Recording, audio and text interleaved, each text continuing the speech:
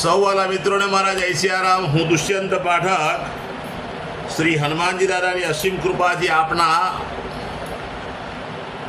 આપની સેવામાં ફરીથી એકવાર હાજર છું। તો વાલા મિત્રો, આજનો ઉપાય આ વિષયની અંદર તારીખ છે 21મી મે 2026 ને વાર છે ગુરુવાર। પંચાંગ કહે છે અધિક જ્યેષ્ઠ મહિનો, પુષ્ય નક્ષત્ર, ગંડ યોગ, કર્ક રાશિનો ચંદ્ર અને વૃષભ રાશિનો સૂર્ય।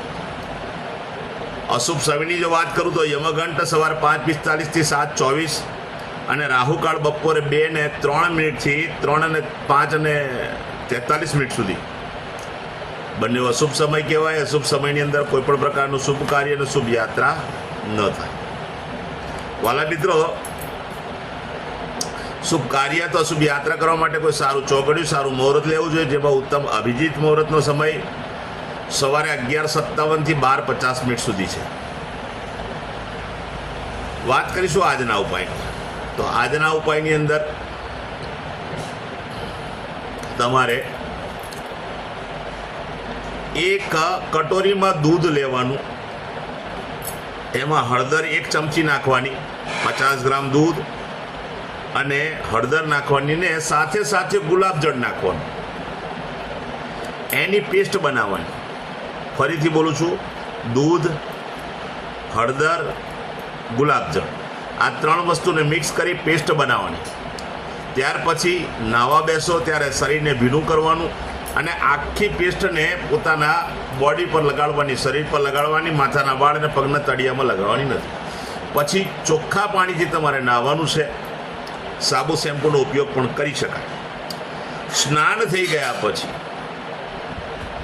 હળદરનું તિલક કપાળની અંદર અને નાભી પર કરવાનું છે। હળદરનું તિલક કપાળમાં અને નાભી પર કરવાનું। કપડાં પહેરી લીધા, તિલક થઈ ગયા પછી વાલા મિત્રો, સીધું સંધ્યાકાળે પશ્ચિમ દિશા તરફનું મુખ રાખવાનું।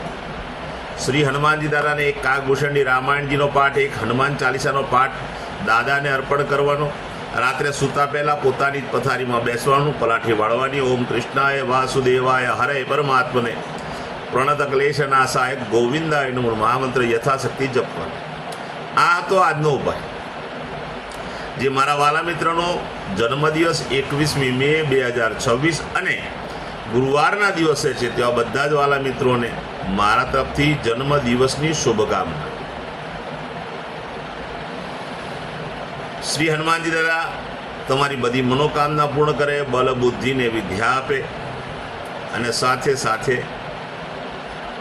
તમારું અને તમારા પરિવારનું રક્ષણ કરે।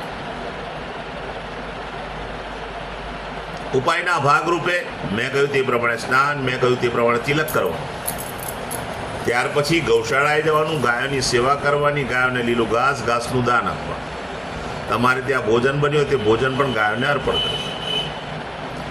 અને ત્યાર પછી સૂર્યાસ્ત થાય પછી તમારે ચણાના લોટમાં બનેલું ફરસાણ નાના નાના બાળકોને, શ્રમિકોને, જરૂરિયાતમંદ લોકોને, વડીલોને તમારે ભેટમાં આપવાનું છે।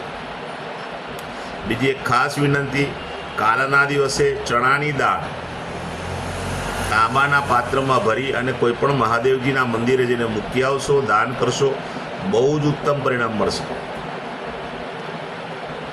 જેમની મેરેજ એનિવર્સરી 21મી મે 2026 ને ગુરુવારના દિવસે છે, તેવા બધા જ વાલા મિત્રો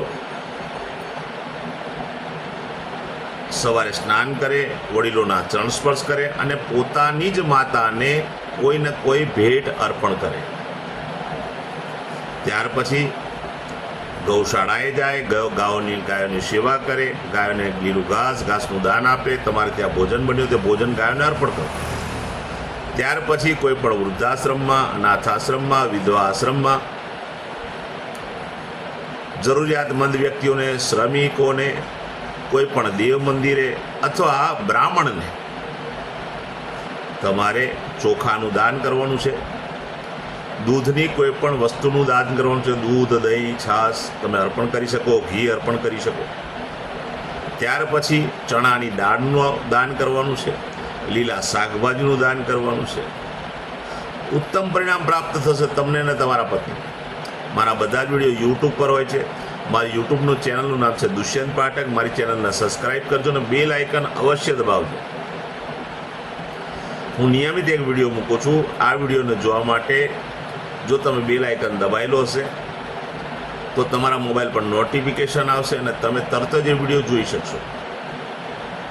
વાલા મિત્રો, મારું ઇન્સ્ટાગ્રામ, મારું ફેસબુકનું પેજ, એનું નામ પણ દુષ્યંત પાઠક છે. મારા પેજને ફોલો કરજો, લાઈક કરજો અને મારા બધા વિડીયોને શેર કરજો. કારણ કે તમે કોઈ વિડીયોને શેર કરશો તો જરૂરિયાતમંદ સુધી એ વિડીયો પહોંચી જશે અને કોઈ સંઘર્ષમાં જીવતા વ્યક્તિને માર્ગ જડશે. ફરીથી પણ કહી દઉં, નિયમિત કહું છું કે મારો વિડીયો જોવાથી 24 કલાક કે 48 કલાકમાં કોઈ ચમત્કારિક ફળ નહીં મળે. આ અંધશ્રદ્ધાની વાત જ નથી. નિયમિત મારા વિડીયો જોશો, નિયમિત મારા કયા મુજબ ઉપાય કરશો તો ગ્રહો બેલેન્સ થશે ને તમારા જીવનમાંથી સંઘર્ષ ઓછો થશે. નવા વિડીયોમાં ફરીથી મળીશું. આપ સૌને મારા જય સિયારામ.